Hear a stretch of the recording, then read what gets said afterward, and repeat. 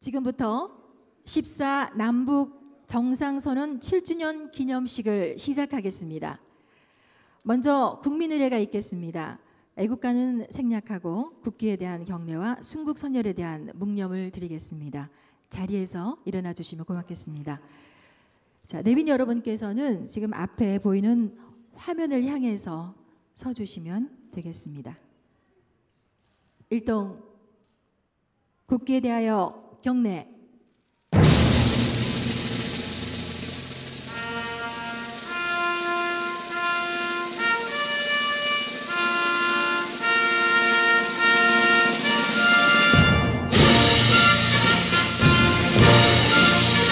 나는 자랑스러운 태극기 앞에 자유롭고 정의로운 대한민국의 무궁한 영광을 위하여 충성을 다할 것을 굳게 다짐합니다.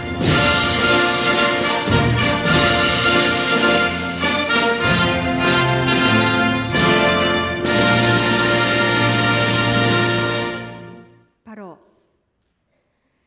다음은 국가와 민족 그리고 이 땅의 민주주의를 위해서 목숨을 바치신 순국 선열과 민주 열사를 위한 묵념이 있겠습니다.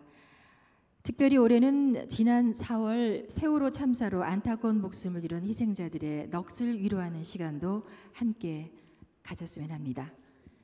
일동 묵념.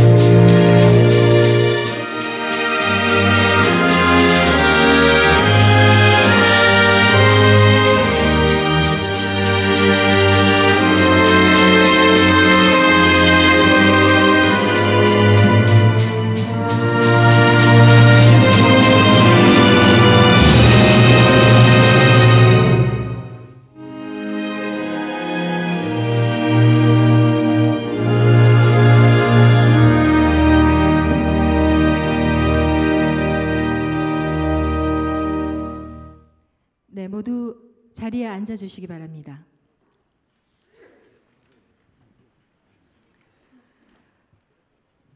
노무현 대통령과 김정일 국방위원장이 2007년 남북관계 발전과 평화번영을 위한 선언을 발표한 지 오늘로서 벌써 7주년이 되는 날입니다.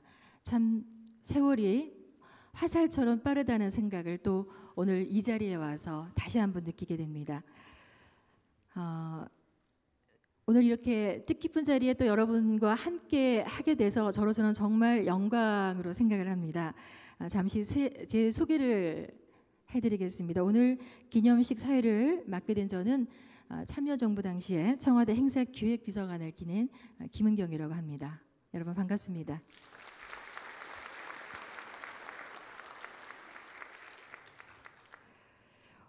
오늘 기념식에 앞서서 1층 이벤트홀에서 오후 1시부터 6시까지 표류하는 한반도 자주국방과 평화의 길을 묻다라는 주제로 토론회가 열렸습니다. 이번 토론회는 통일이 어느 순간 대박처럼 터지는 그런 것이 아니라 시민과 함께 평화와 통일의 길로 나아가는 과정에서 실현된다는 것을 다시 한번 확인할 수 있었던 그런 자리였던 것 같습니다. 또 자주국방과 전시 작전권 전환, 위기의 동북아 문제, 한반도 평화 정착, 그리고 최근 사회적 파문을 일으켰던 군 병역 문화 개선 등에 대한 해법도 함께 고민해보는 아주 뜻깊은 자리였습니다. 오랜 시간 이렇게 토론회부터 지금까지 쭉 함께 해주신 여러분들께 다시 한번 이 자리를 빌어서 감사의 말씀을 올리겠습니다. 이번에는 오늘 기념식에 참석해 주신 내빈 여러분을 소개해 드리겠습니다. 소개를 해드릴 때마다 힘찬 박수로 맞아주시면 고맙겠습니다. 먼저 노무현 재단과 한반도 평화포럼 한국미래발전연구원에서 350여 명의 후원위원 여러분들이 이 자리를 또 빛내주고 계십니다. 여러분 힘찬 박수 부탁드립니다.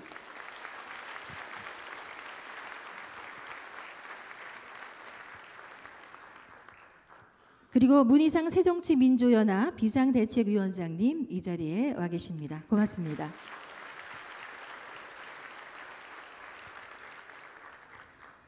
천호선 정의당 대표님 함께하고 계십니다.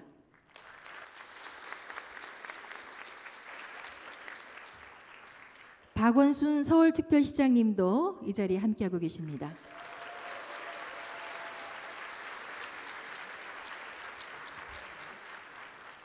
한명숙 전 총리님 오셨습니다.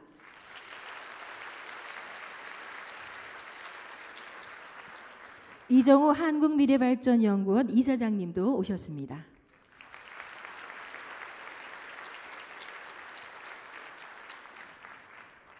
정세근 의원님, 네, 자리 함께 해주셨습니다. 이석현 국회 부의장님, 네, 오셨습니다. 감사합니다.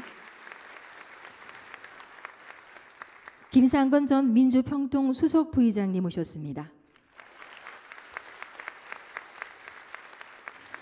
문정인 김대중 대통령 도서관장님도 함께 해주셨습니다. 정세현 전 통일부 장관님도 오셨습니다.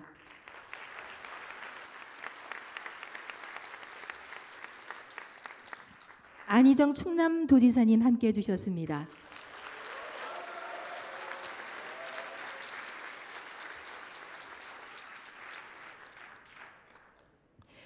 그리고 14선언 7주년 기념 행사위원회 위원장이시고요. 또 올해는 경기도 교육감이라는 아주 반가운 직함을 갖고 오신 분이시죠. 이재정 전 통일부 장관님도 이 자리에 오셨습니다.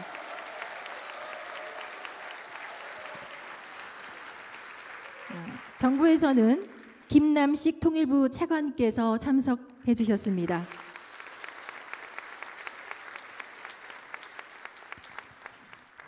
네, 감사합니다. 지금부터는요, 시간 관계상 한 분 한 분 저희가 호명하기가 좀 어렵습니다. 그래서 좀 양해의 말씀을 먼저 드리고요. 제가 이렇게 이름을 호명을 하면은 함께 일어서서 인사를 해주시면 고맙겠습니다.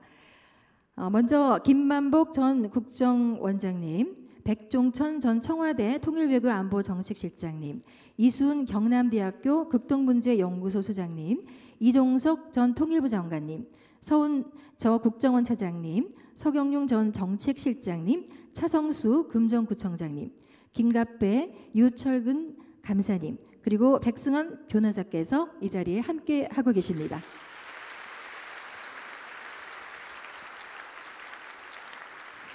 네, 고맙습니다. 다음은 국회의원 여러분들도 함께 이 자리를 지켜주고 계신데요. 시간 관계상 역시 존칭을 생략하는 점 좀 양해를 부탁드리겠습니다. 예, 괜찮으시겠죠? 먼저 재단 이사이신 도정환 의원께서 오셨습니다. 그리고 남인순, 백재현, 설훈, 신정훈, 오영식, 서영교, 유승희, 원혜영 의원께서 함께 해주셨습니다. 또 이목희, 이미경, 이종걸, 임수경, 전병헌, 조정식, 김경협, 김기식, 추미애, 홍영표, 진선미, 권은희 의원도 함께하고 계십니다. 네, 함께 인사를 좀 해주시죠.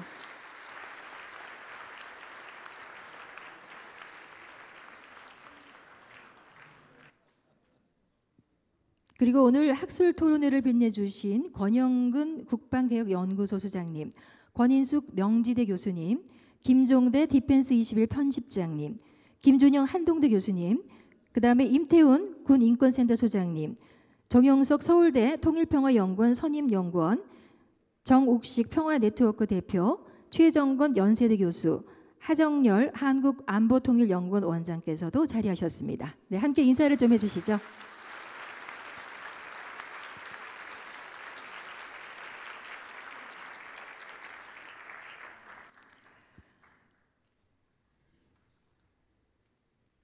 네, 고맙습니다. 언제 봬도 참 든든한 분들이시고요. 또 이렇게 함께 해주시니까 이 자리가 더욱더 빛이 나는 것 같습니다.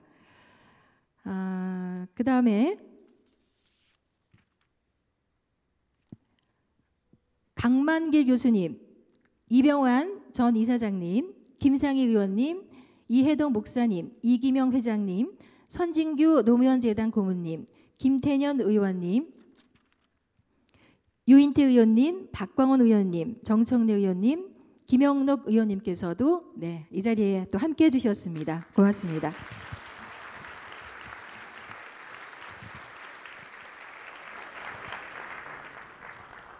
다음은 이해찬 노무현재단 이사장께서 14남북 정상선언 7주년을 맞는 기념사를 해주시겠습니다. 여러분 큰 박수로 맞아주시기 바랍니다.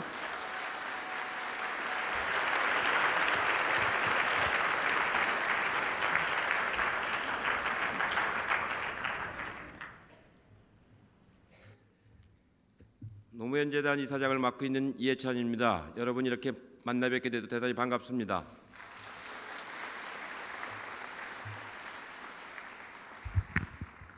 어느덧 벌써 7년이 지났습니다. 이 사진에서 보듯이 이 개성 군사 분계선을 바로 지나서 내려오시는 모습입니다.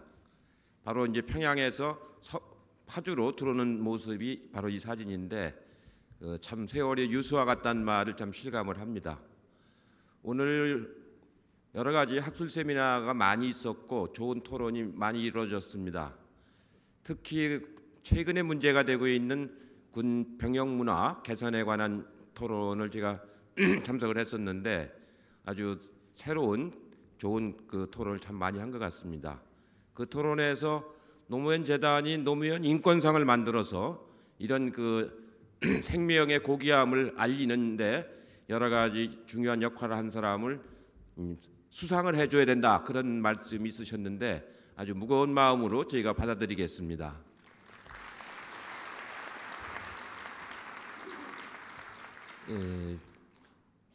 얼마 전에 지난 8월에 문정인 교수님하고 해서 동북아 평화 포럼을 고려인 이주 150주년을 기념해서 블라디보스톡에서 평화 포럼을 가졌습니다. 그때 동북아의 새로운 변화와 전망에 관한 많은 토론이 있었습니다.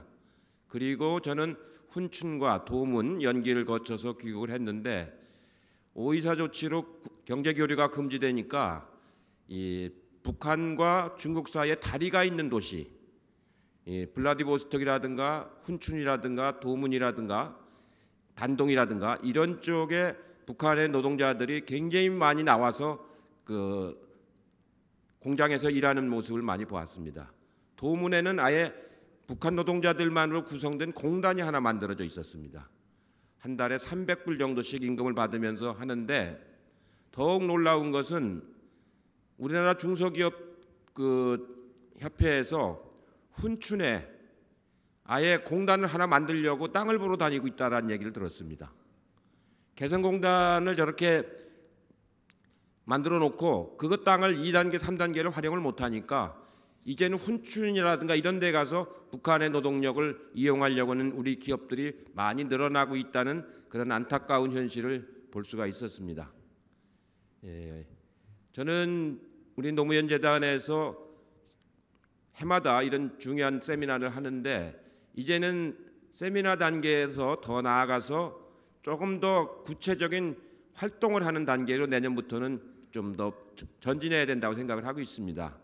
여기 오신 경기도 교육감님 또 서울시장님도 저희와 비슷한 생각을 가지고 계시기 때문에 내년 14 행사에는 좀 더 남북관계의 숨통을 트는 그런 역할을 해야겠다 이렇게 생각을 하고 있습니다. 그래야만이 내년에 남북 정상회담이 이루어져야만이 실제로 박근혜 대통령께서도 재임 중에 어느 정도 진전을 이뤄낼 수가 있는데 정상회담 합의사항을 재임 중에 진전을 이뤄내지 못하면 그 다음에 물거품처럼 사라지는 우리 뼈아픈 경험을 박근혜 대통령은 안 하셨으면 하는 게 제 바람입니다. 그래서 오늘 제 인사만 해도 그런 말씀을 드렸는데 꼭 그렇게 해주시기를 이 자리를 빌어 간곡히 부탁을 드립니다.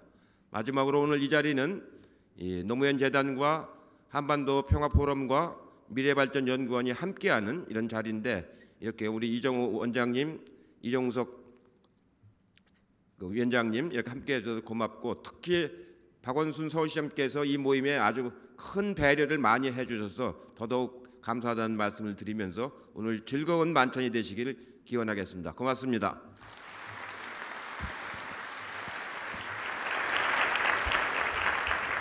네, 이해찬 이사장께서 기념사를 해주셨습니다. 고맙습니다. 한반도 평화와 동북아 평화 체제의 실현이라는 노무현 대통령의 꿈이 꼭 이루어지기를 바라봅니다. 좀 전에 이해찬 이사장께서도 잠시 말씀을 해주셨지만 오늘 기념 행사는 작년에 이어서 또 그 서울특별시에서 아주 큰 도움을 주셨습니다. 이 자리를 빌어서 감사하다는 말씀 다시 한번 드리고요. 항상 그 든든한 지원을 아끼지 않은 분 박원순 서울시장님을 모시고 기념사를 들어보겠습니다. 여러분 큰 박수로 맞아주시기 바랍니다.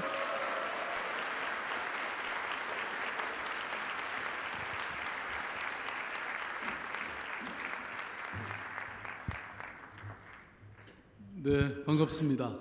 그 박수 쳐주시고 또 이해찬 이사장님이 계속 그 말씀해 주시는 거 서울시가 돈 좀 냈다고 그러시는 겁니다. 네, 네.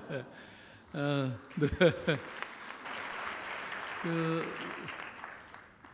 서울시가 사실은 뭐 남북 교류 위원회도 있고 또 남북 교류 기금도 있는데 사실은 인도적 지원마저 할 수 없는 상황에서 제가 보니까 이자만 계속 쌓여 가고 있습니다. 그래서 이런 행사라도 적극적으로 지원해야 된다고 생각하고 있습니다. 네. 네. 우선 우리 이해찬 노무현 재단 이사장님 그리고 함께해 주신 여러분 다시 한번 감사의 말씀을 드립니다. 내년이면 이제 광복 70년을 맞습니다. 물론 분단 70년이기도 합니다. 그동안 우리는 너무 오랫동안 분단으로 인한 분열과 반목 또 위협과 불안의 냉전 체제 속에서 살아왔습니다. 그러나 2000년 6월 15일 남북 정상회담은 남북 관계가 평화와 협력의 체제로 전환이 가능하다는 그런 역사를 보여주었습니다. 또 7년 전 10월 4일 남북 정상선언은 한반도의 대결 구도를 종식시키고 항구적 평화체제 구축 가능성의 역사를 다시 한번 확인시켜 주었습니다. 하지만 2010년 천안함 사건 이후에 남북 관계는 다시 한치 앞을 내다볼 수 없는 안개의 늪에 빠진 채 냉각 관계를 계속해 오고 있습니다. 대단히 안타까운 일이 아닐 수 없습니다. 통일은 한반도의 평화와 또 미래를 위한 민족적이고 역사적이고 시대적인 소명입니다. 그러나 통일은 어느 날 갑작스럽게 주어지는 것이 아닙니다. 남북이 비정치적, 비군사적인 이런 차원에서 지속적으로 대화하고 교류와 신뢰의 디딤돌을 하나둘 쌓아갈 때 비로소 가능한 것입니다. 저는 이제 지방정부가 적극적으로 북한과 교류할 수 있어야 한다고 생각합니다. 저는 NGO 활동과 또 서울시정을 통해서 정부와 민간의 협력을 끊임없이 강조해 왔습니다.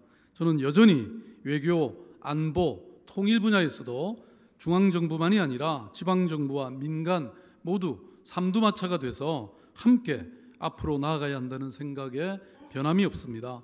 많은 사람들이 독일 통일이 우리의 교훈이 된다고 생각하고 있습니다. 또한 독일 통일이 하루아침에 갑자기 이루어진 것으로 생각하고 있습니다. 그러나 저는 그렇게 보지 않고 있습니다. 독일은 정권이 바뀐 뒤에도 변함없는 동방정책을 펼쳐나갔고 일관된 정책과 교류, 협력을 통한 신뢰 축적으로 법적 통일에 앞서서 사실상의 통일을 이뤄냈습니다.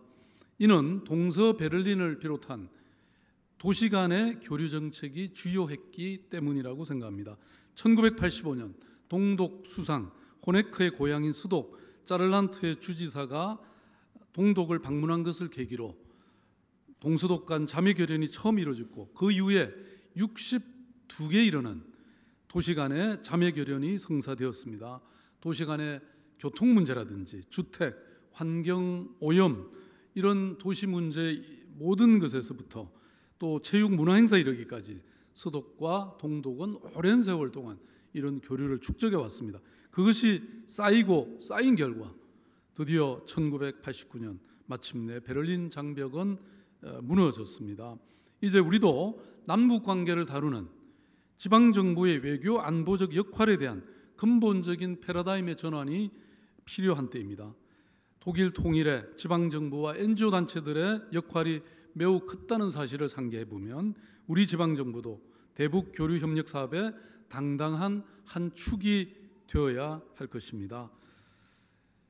서울시는 이를 생각하면서 통일 이후의 남측과 또 북측의 공동발전 전망을 수렴하고 또 실행할 수 있도록 그런 역할에 최선을 다해 갈 생각입니다. 아까 이해찬 이사장님 말씀하신 것 같이 내년에는 조금 더 구체적인 이런 실행 계획이 함께 있다면 저희들도 함께 하겠다는 말씀을 드립니다. 14선언이 낳은 남북 간 상호 신뢰 또 평화체제를 재구축하기까지 우리 앞에는 아직도 넘어야 할 산이 많습니다. 7년 전 남북 정상이 약속했던 상호 존중과 신뢰, 또 한민족으로서 서로 이해하고 양보하는 14선언의 정신으로 되돌아가기까지 많은 노력과 인내가 필요합니다. 6.15 선언의 주역이셨던 김대중 전 대통령, 14선언의 주역이셨던 노무현 전 대통령님은 지금 이 자리에 계시지 않습니다. 하지만 그분들과 함께 평화와 화해 시대를 분명히 목도하고 경험한 우리들은 아직도 그 감격과 환희의 희망을 기억하고 있습니다. 자유가 강물처럼 흐르고 민주주의가 들꽃처럼 만발하고 통일의 꿈이 무지개처럼 피어나는 나라를 만들겠다고 하신 김대중 전 대통령님의 굳은 신념을 우리는 기억하고 있습니다. 그래서 군사 분계선을 통과하시기 전 나는 오늘 대통령으로서 이 금단의 선을 넘습니다. 제가 다녀오면 더 많은 사람들이 다녀올 것입니다. 그러면 마침내 이 금단의 선도 점점 지워질 것입니다. 라고 한 노무현 전 대통령님의 결연한 의지를 우리는 잊지 않고 있습니다. 말씀드린 것처럼 내년이면 광복 70년이 됩니다. 오랜 분단으로 남북 간의 동질성은 약화되고 이질성은 깊어만 가고 있습니다. 우리의 역사를 보면 늘 때가 있었습니다. 남북 관계를 개선하고 통일을 이뤄내기 위해 우리에게 주어진 시간이 결코 많지 않음을 우리는 깨우쳐야 합니다. 이제 우리 모두 함께 일어나 14남북 공동선언의 의미와 정신을 되살리고 평화와 번영의 한반도 시대를 힘차게 열어나가야 할 때입니다. 우리 함께 깨치고 일어나서 함께 나아갑시다. 고맙습니다. 네, 감사합니다. 박원순 서울시장께서 기념사를 해주셨습니다. 말씀하셨듯이 민간과 정부 그리고 지자체가 한데 힘을 모아서 하루빨리 평화통일의 길로 접어들 수 있기를 바라봅니다. 다음은 14남북 정상선언 7주년 기념 행사위원회 위원장이시고요. 또 참여정부 시절에 통일부 장관으로서 남북 평화와 협력관계 조성에 많은 성과를 이뤄낸 분이시죠. 이재정 경기도 교육감을 모시고 기념사를 또 청해 듣겠습니다. 여러분 박수로 맞아주시기 바랍니다.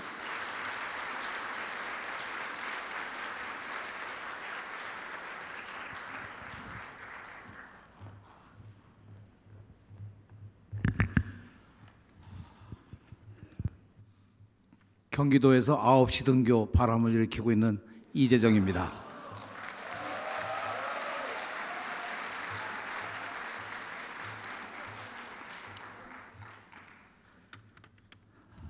제가 참 여러 가지 직책을 거쳐서 여기까지 와가지고요. 누가 저보고 이젠 교육감까지 하려고 그러냐, 저보고 누가 출마할 때 그 얘기를 해서 사실은 참 답이 궁색했습니다. 제게 왜 이런 자리를 맡기는 걸까?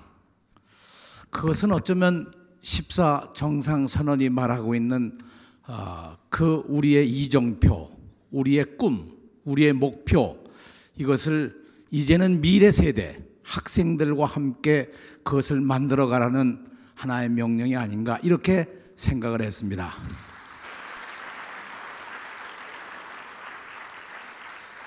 그래서 사실 이 7주년을 맞이하면서 제 마음속에 하나의 결심이 있다면 이제 새로운 사업을 경기도에서 시작을 해야 되겠다, 이렇게 생각을 했습니다. 제 전임이신 김상곤 교육감께서 시민 민주 시민 교육이라고 하는 것을 시작하시면서 교과서도 만드시고 이 교육을 시작을 하셨는데, 저에게 주어진 사명이 있다면 이제부터는 평화 통일 시민 교육과 그리고 세계 시민 교육을 하기 위해서 교과서도 만들고 이런 프로그램들을 학생들과 함으로써 이제 정말 14 정상선언이 벽에 걸려있는 기념품이 아니라 우리 역사에 실현되는 구체적인 역사의 현장으로 만들어 가고자 합니다. 고맙습니다. 정말 노무현재단 이해찬 이사장님을 비롯해서 이정우 한국미래발전연구원 이사장님, 그리고 임동원 백낙청 한반도 평화포럼 이사장님, 여러분들께서 오늘 이 행사에 주관을 해주시고 잘 진행을 해주셔서 너무 감사를 드립니다. 박원순 시장님 오늘 말씀도 해주셨습니다만, 우리 이제 지방자치단체가 남북 문제를 풀어가기 위해서 어떤 역할을 해야 할 것인가를 말씀해 주시면서 우리가 함께 가야 할 과제들과 또 가야 할 길을 예시해 주셔서 너무 깊은 감사를 드립니다. 7년 전 지금 돌이켜보면 정말 넘을 수 없을 것만 같았던 그 장벽, 그 무거운 선을 노무현 대통령님 네 분께서 넘으셨습니다. 어제인 듯 하지만 생생해서 언제 봐도 이 사진이 그야말로 우리들에게 큰 감동을 주고 있습니다. 이 걸음이 금단의 벽을 허물고 민족의 고통을 해소하고 고통을 넘어서서 평화와 번영의 길로 가는 계기가 되도록 하겠다고 하셨던 그 말씀처럼 분단 반세기의 역사를 극복하고 미래로 전진할 이정표를 14 정상선언으로 남겨주셨습니다. 아시다시피 14 남북 정상선언은 6.15 정신을 구체적으로 구현하며 통일을 지향해 갈 수 있도록 남북 대화의 체계적 구조를 만들었습니다. 또 공동 번영을 위한 경제 협력의 틀과 내용을 크게 확장했습니다. 한반도 평화의 새 길이 열린 것입니다. 그러나 무엇보다도 14 남북 정상선언은 그 담은 내용 가운데 종전과 평화 체제를 이루어야만 한반도의 평화의 길이 반드시 열릴 수 있다고 하는 것을 확인하면서 3자 또는 4자 관련국 정상들이 한반도에 모여 이 종전과 평화 체제를 만들어야 한다는 것을 합의함으로써 사실상 1953년 정전협정 이후 한반도의 새로운 역사를 만들어가는 기초를 놓았다고 생각합니다. 이것이야말로 분단의 체제를 넘어 평화의 세계를 만들어갈 수 있는 가장 중요한 합의였고, 이 합의는 그냥 역사의 과거가 아니라 우리 미래의 과제라고 하는 것을 다시 한번 우리에게 확인시켜 주고 있습니다. 그래서 저는 14 남북 정상선언이야말로 평화, 민족 공동의 번영과 통일을 구체적으로 실현해가기 위해서 우리에게 남아있는 거대한 장벽을 넘어 새로운 미래를 만들어가는 결정적 열쇠라고 확신을 합니다. 상호 존중과 신뢰관계, 군사적 적대관계 종식과 평화 보장을 위한 체제 구축, 민족 경제의 균형 발전과 공동 번영을 이루어가자는 원칙은 한반도가 처한 만성적인 불안 상태, 만성적인 군사적 대결 상태를 벗어날 수 있는 현실적인 대답이라고 생각합니다. 미래를 위한 큰 그림을 노무현 대통령께서는 우리에게 남겨주셨습니다. 그래서 통일을 논의하기 위해서는 평화가 우선되어야 하고, 평화를 말하기 위해서는 신뢰가 전제되어야 한다고 우리는 생각합니다. 그러나 불행하게도 지난 두 번의 정권을 거쳐오면서 우리는 신뢰도 평화도 통일도 모두가 무너지는 그런 현상을 바라보면서 안타까움을 금할 수가 없습니다. 분단과 대립이 고착화될 때 한반도는 더 할 수 없는 분단 비용을 지출할 수밖에 없고, 그 불행한 상황은 젊은 세대들에게 결코 미래를 약속해 줄 수가 없을 것입니다. 그런 의미에서 오늘 저는 처음에 말씀드린 것처럼 새로운 미래 세대들에게 어떻게 평화를 가르치고 어떻게 통일의 길을 가르칠 것인가, 그것은 6.15 정신과 14의 14의 희망의 내용들을 젊은 세대들이 받아들여서 미래의 꿈을 그들의 힘을 통해서 이루어질 수 있도록 만들어가는 것이 우리 기성세대의 책임이라고 생각합니다. 그런 의미에서 경기도에서부터 이 일을 굳세게 시작을 하겠습니다. 당장 남과 북의 관계가 어떻게 이루어져야만, 무엇을 해야만 이 민족의 희망을 만들어갈 수 있는지를 우리 젊은 학생들에게 분명하게 가르치도록 하겠습니다. 노무현 대통령께서는 역사는 더디지만 인간이 소망하는 희망의 등불은 쉽게 꺼지지 않는다고 말씀하셨습니다. 맞는 말씀입니다. 오늘 7주년 행사가 시민의 힘으로 한반도 평화와 통일의 새 시대를 열어가는 그 주제처럼 우리의 이 약속이 다시 이 자리에서 다짐되고 우리가 이 일을 이끌어가는 새로운 출발의 자리가 될 수 있기를 간절히 기대합니다. 역사는 없었던 일도 지울 수도 무시할 수도 폐기할 수도 없는 일입니다. 특별히 6.15 남북 공동선언과 14 남북 정상선언은 이 역사를 지켜갈 이정표며 우리 미래의 희망이고 미래의 등불입니다. 그 누구도 이것을 억압하거나 폐기할 수 없고 이것은 반드시 시민의 힘으로 미래 세대의 힘으로 이 역사 속에 이루어내야 할 것을 믿습니다.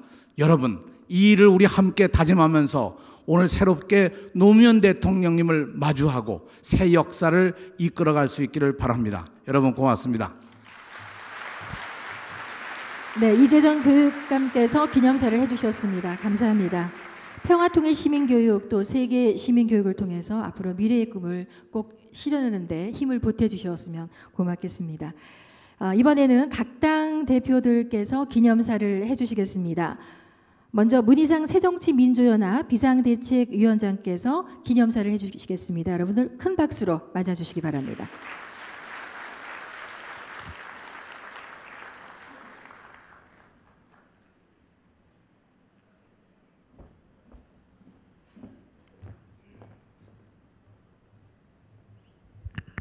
안녕하세요. 반갑습니다. 비대한 비대위원장 문희상입니다.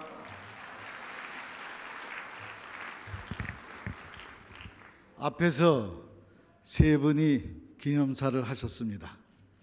우리 존경하는 이해찬 이사장님, 그리고 우리 박원순 시장님, 그리고 우리 이재정 교육감님, 무척 부럽습니다. 우선 원고 없이 잘 연설할 수 있는 것 부럽습니다. 그리고 이름만 불러도 박수 나오는 것, 이거 아주 부럽습니다.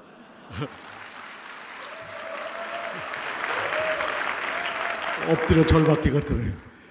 요즘 제가 죽을 맛입니다. 아주 사방에서 아주 시집살이를 모질게 해도 그냥 너무 구박을 맞아서 서러워 죽겠는데 친정이라고 왔더니 박수도 안 쳐주시고 아주 죽을 맛입니다. 네, 2007년 10월 2일 바로 저 사진이 있던 바로 그날 저도 거기 같이 있었습니다. 남북 정상회담을 위해서 군사 분계선을 한 걸음에 넘어서 북녘으로 향하시던 대통령 네 분의 모습이 아직도 눈앞에 선합니다. 그 역사적인 감동의 순간은 온 국민이 지금도 아마 기억하시리라고 믿습니다. 그러나 그 이후 7년간 남북관계는 암흑기 그 자체입니다. 기다리면 된다던 이명박 정부 5년과 통일 대박을 외쳤던 박근혜 정부 2년 동안 남북관계는 최악이라고 저는 생각합니다. 국민은 박근혜 대통령의 유엔 연설에서 꽉 막힌 남북관계를 뻥 뚫을 돌파구를 기대했습니다. 그러나 북핵 문제, 인권 문제 해결에 국제사회가 더 압박해달라는 메시지에 불과했습니다. 지금 필요한 것은 박근혜 정부의 진정성이고 보다 적극적으로 남북 대화를 주도하는 것이라고 저는 생각합니다. 지금의 꽉 막힌 상황을 풀고 새로운 길을 열겠다는 의지가 필요하다고 생각합니다. 14 남북 정상선언을 이끌어냈던 당시 지도자들의 담대한 결단이 아쉬운 대목입니다. 막혀있는 남북관계와 육자회담의 길을 다시 열어야 한다고 생각합니다. 한반도의 평화와 통일의 역사를 다시 시작해야 합니다. 그러기 위해서는 박근혜 정부가 6.15 공동선언과 14 정상선언을 인정하겠다고 다시 한번 천명해야 한다고 저는 생각합니다. 그 의지의 표현으로 5.24 조치를 즉각 철회해야 합니다. 금강산 강간을 즉각 재개해야 합니다. 그럴 때만이 단절됐던 남북대화가 재개될 수 있을 것이라고 저는 확실히 믿습니다. 새정치민주연합은 한반도 평화와 공동번영에 대한 꿈을 더욱 견고하게 키워나갈 것입니다. 민주정부 10년, 국민의 정부가 개척하고 참여정부가 닦아놓은 평화와 통일의 길을 이 땅의 평화 세력들과 함께, 국민과 함께 굳건히 지켜나갈 것입니다. 그래서 한반도 평화와 공동 번영의 열매를 맺을 수 있도록 모든 노력을 다해 나갈 것을 다짐합니다. 감사합니다.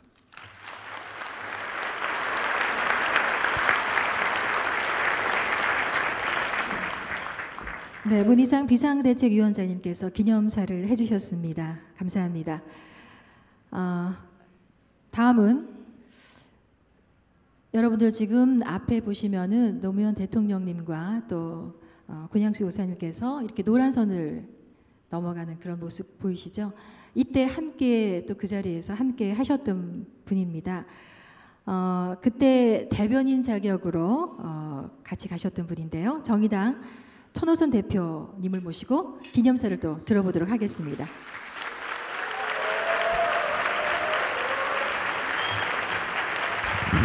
예, 감사합니다. 노무현 대통령 모시고 7년 전에 평양 갔던 것을 가문의 영광으로 생각하고 있는 정의당 대표 천호선입니다. 감사합니다.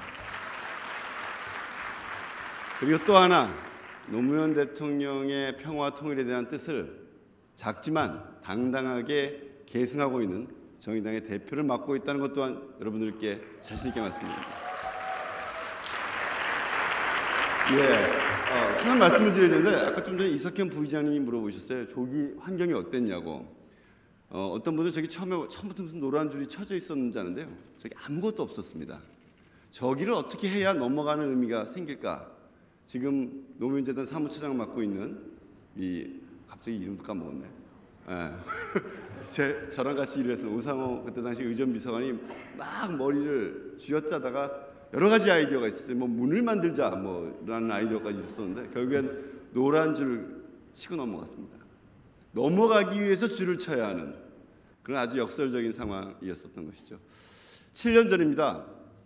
그때 제가 이 얘기를 전해드렸던 것은 아프간 피랍 사태 때문에 청와대 24시간 체제였을 때입니다.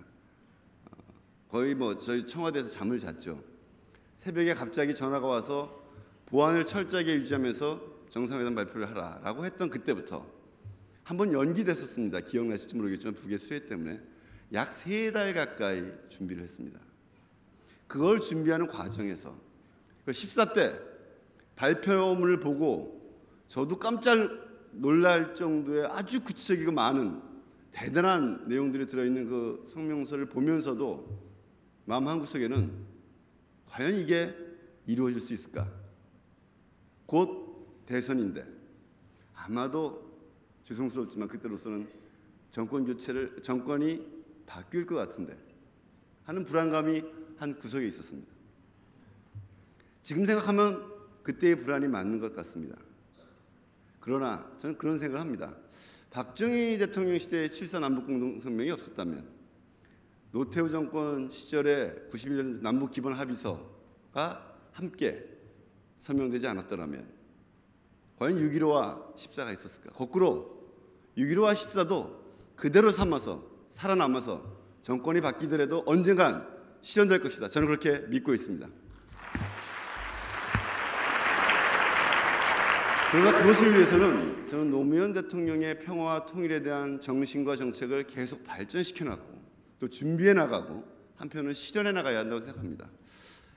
제가 아마 1년 전에 이 행사 때도 그 말씀을 드렸던 것 같은데 오늘은 이제 하나 더 말씀을 드리자면 노무현 대통령의 평화와 통일에 대한 정책이 여러 가지가 있지만 두 가지 특징을 갖고 있습니다. 하나는 그 무엇보다도 평화를 강조한다는 것이었습니다. 통일 그 자체를 강조하기보다 평화가 곧 목적이자 수단이다.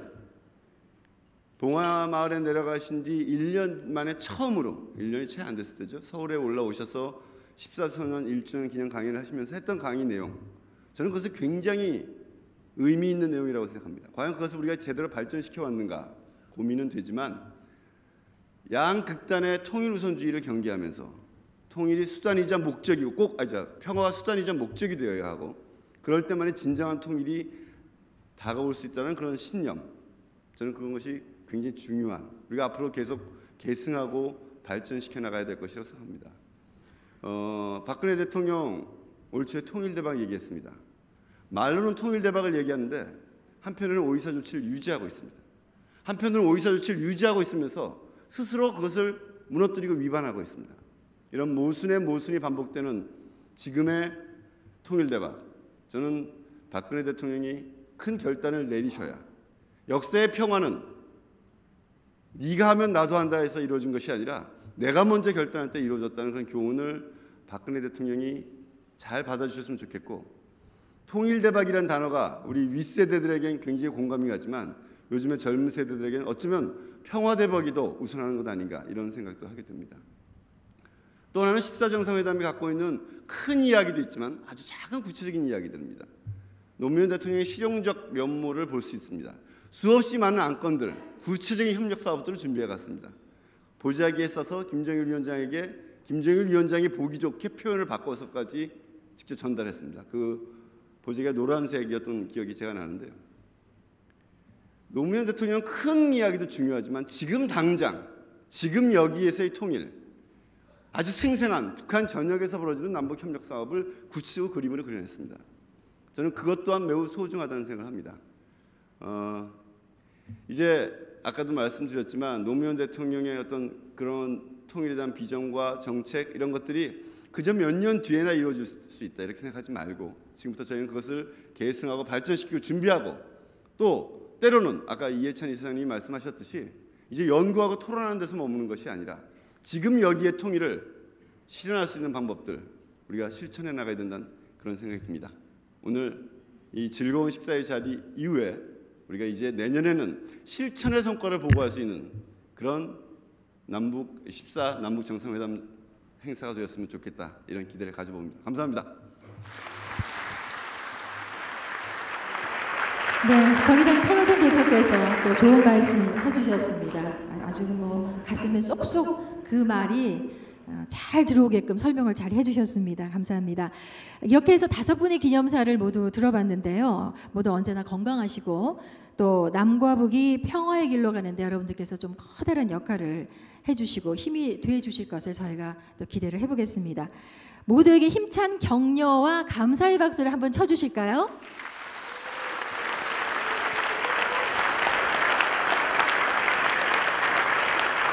네, 고맙습니다. 조금 전에 저희가 그 내빈 소개를 여러분께 해드렸는데요. 거기서 또 빠지신 분 몇 분을 또 소개를 해 올리겠습니다. 참여정부 김세옥 전 경호실장님 오셨고요. 박기영 전 과학기술보좌관님도 오셨습니다. 그리고 황인선 전 시민사회수석님께서 오셨고요. 이용선 위원장께서 오셨습니다. 자, 다 함께 좀 인사를 해주시죠.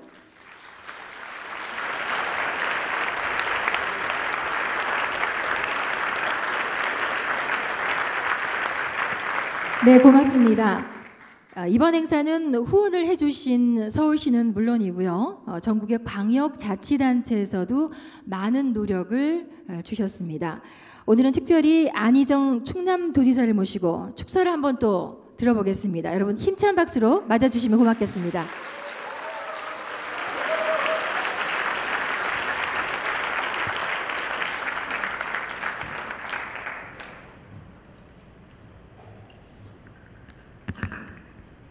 이해찬 이사장님과 우리 정세현 전 통일부 장관님, 그리고 우리 현대사를 빠짐없이 기록해서 오늘에 우리가 있게 만들어주신 우리 강만길 교수님, 정말로 존경하는 우리 대선배님들 앞에서 제가 이렇게 말씀을 올리려니 떨립니다.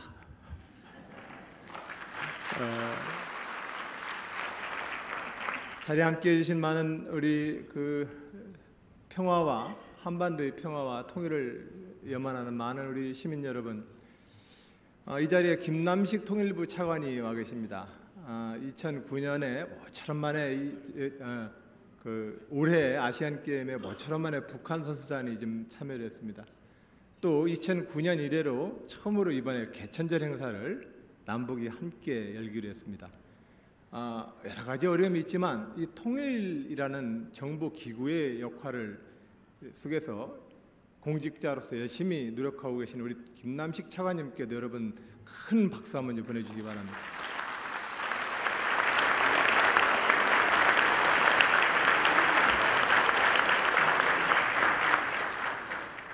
올해는 동학혁명 전쟁으로부터 120년이 지난 시간입니다. 역사는 늘 바톤을 이어받는 시간의 연속이라고 이야기합니다. 우리가 어떤 레인에서 어떤 주자의 바톤을 이어받느냐는 우리가 역사를 전망하고 역사를 계획하는 폭을 결정하게 됩니다. 저는 우리 모든 현재와 미래의 한반도의 평화와 통일을 지향하는 많은 시민들께 이 역사의 잣대를 한 120년 정도는 이어받자고 제안합니다. 이 120년 전 우리는 국제적인 정세와 강대국의 질서에서 조각배처럼 흔들려야 했던 우리 이 변방의 작은 민족의 역사, 이 역사 속에서 나라를 빼앗기고 말았습니다. 그 나라를 빼앗기기 바로 직전에 이 변방의 작은 역사를 한번 구해보겠다고 일어났던 많은 의병들과 많은 농민들은 죽임을 당해야 했습니다. 그로부터 우리는 그 120년 동안 식민지를 겪어야 했고 분단을 겪어야 했고 끝내 우리끼리 총 들고 서로 싸워야 했습니다. 이 기간 동안 우리는 식민지의 역사도 극복을 해야 되고 형제간에 총칼로 싸웠던 그 피와 죽음의 그 끔찍했던 역사도 지워야 합니다. 이 역사를 지우지 못하고선 우리가 사실은 한반도의 평화라 통일의 미래를 열어나기가 어렵습니다. 또한 이것뿐만이 아닙니다. 여전히 강대국의 국제 질서는 우리 민족과 우리 한반도의 운명에 있어서 변수가 아니라 고정상수로 우리에게 끊임없이 많은 태풍을 우리에게 몰고 옵니다. 역대의 많은 정권들이 남북 간의 대화를 원했지만 그러나 여기에는 미국과 중국이라고 하는 큰 국제적 정세의 흐름이 이 한반도의 모든 것들을 결정해냅니다. 이 국제 정세 속에서 한반도를 이끌고 있는 많은 지도자 여러분, 이 5,000년 변방의 역사를 어떻게 하면 평화와 번영으로 이끌겠습니까? 이 숙제를 우리는 안아야 한다고 저는 생각을 합니다. 이 숙제를 안는 일, 그렇기 때문에 평화와 통일과 한반도의 문제는 정파의 주제가 될 수 없습니다. 정파를 뛰어넘어서 우리는 남북이 함께 민족적인 국제 정세에 대응하는 민족적인 협의와 대화의 수준을 높여내야 합니다. 이 대화의 수준을 높여내는 과정에 있어서 전쟁이 끝난 이제 내년이면 60년, 정전이 된 지 60년, 분단된 지 70년입니다. 분단되고 70년, 전쟁 끝나고 난 지 60년인데 그 상대국 양 당사국의 지도자들이 겨우 2번 만났다는 이 역사 정말 저는 부끄럽습니다. 이것을 극복해내야 합니다. 이것은 어떠한 정파의 논리로도 진보이든 보수이든 어느 진영의 논리로도 이 역사를 후세로부터 용서받기 어렵습니다. 우리는 이것을 극복해내야 합니다. 이것을 극복해내기 위한 우리의 노력들을 우리가 어떻게 꾀할 것이냐? 우리가 서로 자꾸 힘을 모아야 합니다. 서로의 견해와 전쟁을 겪었던 우리 내부의 많은 과제들을 극복하기 위해서 극복해내야 합니다. 그리고 이것을 뛰어넘어서 한반도의 지도자들이 국제정세에 함께 힘을 모아낼 수 있어야 합니다. 국제정세로부터 인권의 문제라든지 한반도에 있어서의 각종 협력과 관련되어지는 많은 주제들이 우리 내부의 싸움을 압박합니다. 위패의 문제가 그렇고 대량 살상 무기에 대한 미사일 체제에 대한 실험이 그렇고 캐도 구성이요 캐도가 실패해왔던 한반도 에너지 정책이 그렇습니다. 이 문제는 우리의 염원만 가지고는 못 풀어냅니다. 국제적 정세에 함께 합의가 필요합니다. 1971년 김대중 대통령이 다자안부 체제를 제안했었던 이유는 바로 이러한 우리의 민족사적인 한계성 때문에 저는 제안했다고 생각합니다. 14 오늘을 기억하는 노무현 대통령의 그 역사적인 업적을 기리고 노무현 대통령을 사랑하는 많은 우리 회원 여러분, 시민 여러분, 우리는 이것을 반드시 이뤄내야 합니다. 그러기 위해선 저는 식민지와 분단과 전쟁을 통해서 우리가 겪을 수밖에 없었던 많은 내부적인 갈등을 우리가 어떻게 극복하면서 또한 주변의 강대국의 질서로부터 끊임없이 작은 주걱배처럼 떠밀려야만 됐던 이 변방의 역사를 어떻게 극복할 것인지에 대해서 우리는 역량을 모아내야 합니다. 이 역량을 모아낼 수 있을 때라야만 한반도의 에너지 문제도 교류 문제도 다 저는 풀어낼 수 있다고 생각합니다. 그런 마음으로 저는 노무현 대통령을 이해하고 있습니다. 우리가 그 역사로부터 다시 이제 새로운 역사를 써 나가야 합니다. 아까 말씀드린 것처럼 7.4 남북 공동성명 이래로 14 남북 정상회담은 정전 상태에 대한 평화체제를 최초로 언급하기 시작했습니다.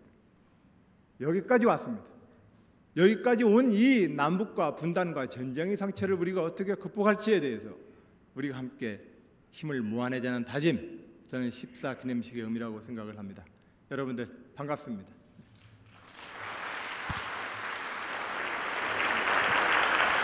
네, 감사합니다. 안희정 충남도지사님의 말씀을 듣는 중에 문득 그 안지사께서 2008년도에 아마 쓰셨던 걸로 기억을 합니다. 담금질이라는 책이 생각이 나는데요. 그동안 뭐 수도 없이 담금질을 당하셔서 그런지 오늘 이렇게 보니까 굉장히 꿋꿋하시고 더 단단해지신 그런 느낌을 받았습니다. 앞으로도 좋은 도정 활동 기대를 해보겠습니다. 고맙습니다. 네, 이번에는 무대 앞쪽에 마련된 스크린을 좀 봐주시기 바랍니다. 14 남북 정상선언 7주년 특별 영상을 저희가 한번 준비를 해봤는데요. 자, 영상 여러분들과 함께 보겠습니다.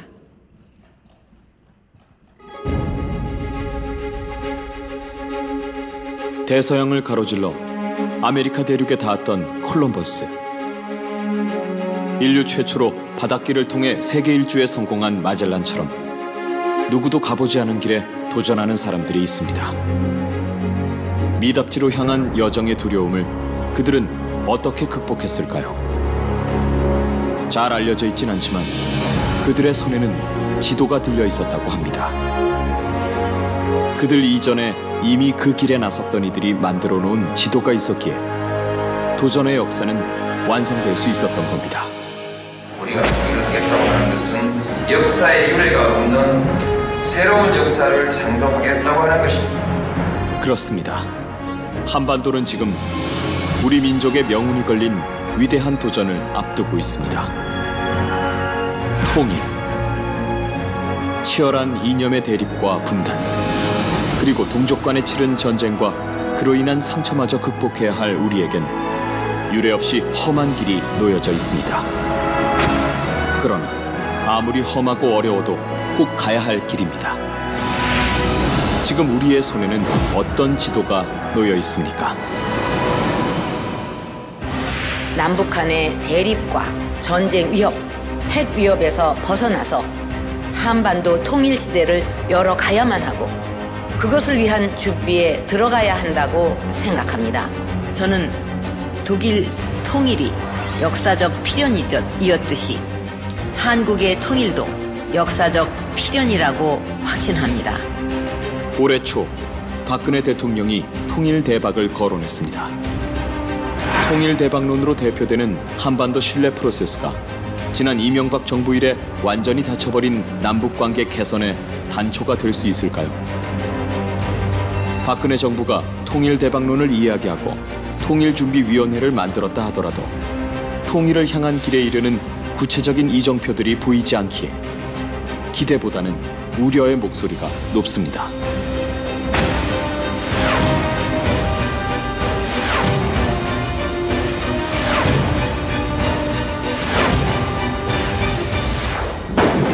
(2014년) 남북 관계는 한치 앞을 내다볼 수 없는 시계 제로 상태에 가깝습니다. 무엇 때문일까요? 원칙과 철학이 보이지 않고 상대방에 대한 이해와 배려에도 인색한 통일 정책으로는 산적해 있는 현안 타개조차 어렵기 때문입니다. 한 손에는 망원경, 다른 한 손에는 현미경을 들고 통일에 앞서 평화를 천명했던 노무현 대통령은 이렇게 말한 바 있습니다. 참여정부의 평화 정책은 멀리 보면서 가고 있습니다. 남북관계와 한미동맹이라는 현재의 좁은 틀이 아니라 미일 중러 간의 관계 변화를 포함한 미래의 동북아 질서를 내다보면서 현재와 미래의 안보를 조화롭게 운영하기 위해서 노력하고 있습니다. 노무현 대통령의 해안은 바로 지금 한반도를 둘러싸고 긴박하게 돌아가는 동북아 국제 정세만 봐도 알 수 있습니다. 아시아를 넘어 미국과 패권 경쟁을 벌이고 있는 중국. 이미 한국의 대중국 무역량은 미국, 일본과의 그것을 더해도 넘보기 어려울 정도가 됐습니다. 한국과 중국의 경제협력 관계는 현재보다 미래에 더 긴밀해질 것으로 보입니다. 무서운 기세로 성장하는 중국에 대항해 미국은 한국, 일본과의 삼각 안보 체제 강화로 맞서며 일본의 군사 재무장에 눈을 감고 있는 실정입니다. 이렇듯 경랑에 휩싸인 동북아 정세 속에서 100여 년 전 비운의 역사를 맞이해야 했던 한반도의 운명을 굳이 떠올리지 않더라도 대한민국이 설 자리는 점점 좁아지고 있음을 짐작할 수 있습니다. 여기서 우리가 의지할 만한 지도는 정녕 없는 걸까요? 지난 2000년대 노무현 대통령은 동북아 균형자론을 천명하며 한국의 주도적 역할과 선택에 대해 이미 큰 그림을 그린 바 있습니다. 또한 우리 대한민국은 동북아시아의 전통적인 평화 세력입니다. 역사 이래로 주변국을 침략하거나 남에게 해를 끼칠 일이 없습니다. 우리야말로 떳떳하게 동북아시아의 평화를 말할 자격이 있습니다. 이제 우리는 한반도뿐만 아니라 동북아시아의 평화와 번영을 위한 균형자로서의 역할을 해나갈 것입니다. 동북아 균형자로는 중국도 일본도 아닌 한국이야말로 동북아 질서의 균형을 잡는 데 최적인 자라는 대담한 선언이었습니다. 일본은 과거 제국주의 시대의 침략 전쟁을 일으킨 바 있고 그 이후 지금까지도 주변 국가의 깊은 불신을 극복하지 못하고 있습니다. 중국이 동북아시아의 질서를 주도하려 한다면 주변국들이 불안해할 우려도 있습니다. 중화주의가 패권주의로 변하지 않을까 하는 주변에 불안이 있는 것이 사실이기 때문입니다. 이에 바로 우리 한국의 주도적 역할과 선택이 가능하고 또 필요한 것입니다. 그리고 이를 실현하기 위해 한반도 평화를 핵심 요소로 내세웠습니다. 한국이 짊어진 멍해, 분단조차도 그 극복 과정을 새로운 질서 창조로 변화시킬 수 있다는 철학이 있었습니다. 평화는 조건이나 변수가 아니라 그 무엇에도 앞서는 가치임을 대내외에 천명한 것입니다. 평화를 통일의 우선한 가치라고 생각합니다. 평화를 통일에 종속되는 과정의 가치로만 생각할 것이 아니라 그 자체의 독자적인 가치로서 생각하고 통일 전략이 있다면 평화 전략도 따로 우리가 논의하고 또 준비해 가야 된다고 저는 그렇게 생각합니다. 특히 통일을 위해서는 동북아시아 평화 구조가 먼저 앞서가는 것이 필수적입니다. 그런데 동북아시아 평화 구조라는 것은 또한 한반도에 평화가 정착되지 않으면 성립될 수 없는 구조입니다. 따라서 한반도 평화 정착, 동북아시아 평화 구조, 그리고 한반도의 통일 추진이라는 이런 논리적 순서를 갖는 것 아닌가. 그런 의미에서 평화 정책을 통일 정책의 한 부분으로서만 이해할 것이 아니라 독자적인 정책으로서 다루었습니다. 남북 공동의 번영, 나아가 동북아의 평화를 담보하는 14 남북 정상회담은 이러한 토대 위에서 그 결실을 맺을 수 있었습니다.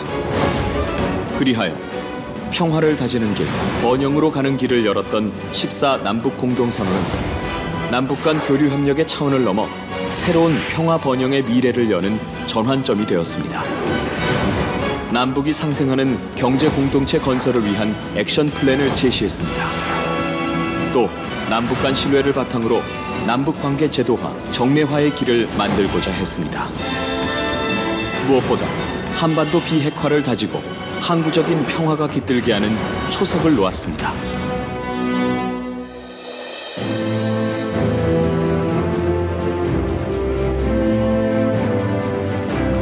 통일을 말할 때, 더군다나 그 미래가 풀기 어려운 현실적 문제로 막혀 있을 때, 우리는 우리 손에 이미 들려있는 지도를 살펴야 합니다. 물꼬를 트고 길을 열었으면 원칙과 철학에 입각해 그 길을 다져온 선험자들의 지혜와 기량이 거기 들어있기 때문입니다.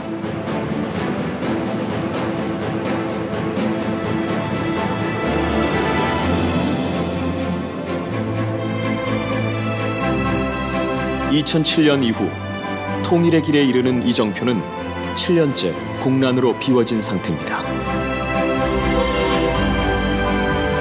지금도 유효한 해답이 이미 제시되어 있는 오늘, 우리는 이 공란을 무엇으로 채워야 할까요?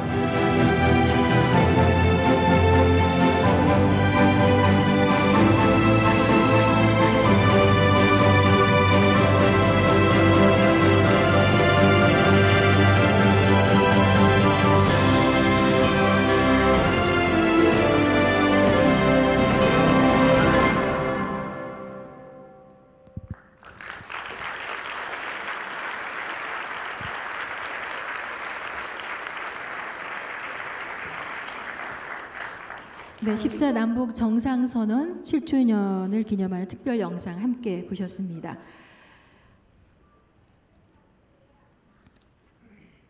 자, 다음은 또 특별 공연이 준비되어 있습니다. 그동안 많은 그 음악인들을 비롯해서 또 시민들이 노무현 대통령을 추모하는 노래들을 많이 만들어 오고 또 불러왔었는데요. 노무현 대통령님께서도 평소에 참 음악을 좋아하셨죠? 그 중에서 직녀에게라는 노래도 대단히 좋아하셨던 노래 중에 하나입니다. 오늘 그 직녀에게의 주인공이신 가수 김원중 씨를 또 이 자리에 모시겠습니다. 여러분 힘찬 박수 부탁드립니다. 인사드리겠습니다. 김원중입니다. 반갑습니다. 제가 좋아하는 분들이 많이 계셔서 집에 와서 노래하는 느낌입니다. 제가 얼마 전에 여자 스님들만 사는 절에 가서 노래를 한 적이 있거든요. 그 여자 주니 스님께서 방으로 제가 이렇게 쭈뼛쭈뼛하고 있으니까 들어오라고 그러셔서 차를 한 잔 주시면서 김원중 씨, 제가 잘 김원중 씨를 모르겠는데 무슨 노래를 불렀습니까? 주지 스님이 물어보시더라고요. 그래서 제가 바위섬 직녀에게 그 7080 중년들이 좋아하는 노래를 부릅니다. 그랬더니 뭐요? 중년들이 좋아하는 노래를 부른다고요? 싫어합니다. 네. 이 이야기를 혹시 밖에서 들으신 분들이 계시다면 이 이야기의 진원지가 접니다. 제가 데뷔한 지 벌써 30년이 됐습니다. 이제 저의 중년을 지나가고 있는데요. 데뷔하면서 지금까지 단 한 번도 제 공연에서 통일이라는 이야기를 빼본 적이 없습니다.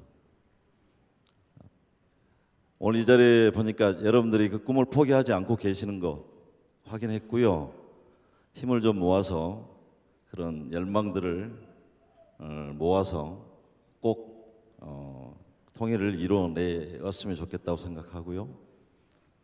제가 지금 불러드리는 노래가 정말 힘이 되셨으면 좋겠습니다. 노래 제목이 꿈꾸는 사람만이 세상을 가질 수 있지입니다.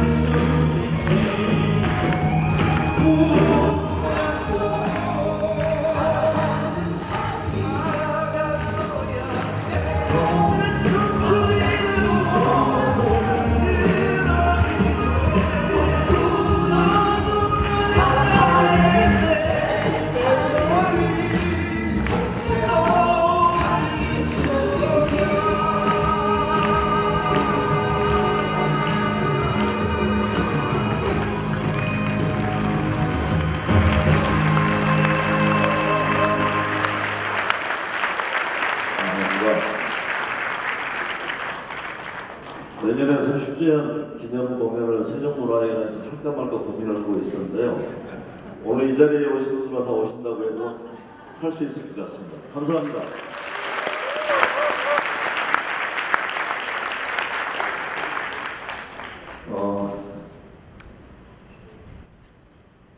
대통령 앞에서 이 노래를 부른 적이 있습니다. 이 두 곡 다 제가 불렀는데요. 지금 부르려고 하는 노래를 대통령께서 들으시고 저한테 김원중 씨 어디 가서 이 노래 부르실 때는 대통령이 좋아하는 노래라고 꼭 얘기하고 부르십시오라고 저한테 말씀하셨습니다. 조선시대를 얘기하면 제가 뭐 궁전 가수가 되는 느낌이었는데 궁정왕이었던 김홍도가 제 짧은 지식으로는 또 정삼품 뭐 요즘 말로 하면 장관급이었다고 그러대요. 그러니까 뭐 이 자리에 걸맞는 장관급 가수가 와서 축가를 부르고 있는 것 같습니다. 감사합니다.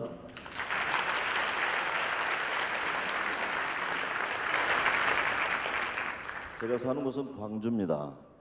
오늘 올라오면서 KTX를 타고 쭉 올라오는데요. 용산역에 안 내리고 그냥 쭉 올라갔으면 좋겠다고 생각을 했는데요.